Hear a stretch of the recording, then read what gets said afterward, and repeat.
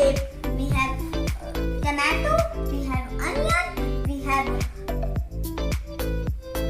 carrots, we have for straight lines we have beans, we have cheese. For rectangular shape, for square we have bread slice.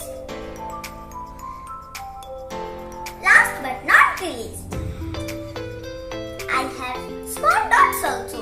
Yes, I am talking about sprouts.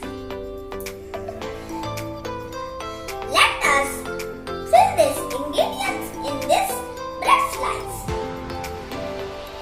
I like this sandwich.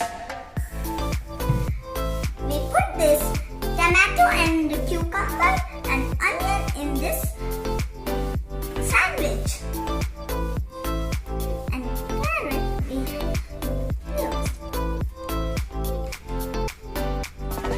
One shape is still new. Triangle shape sandwich.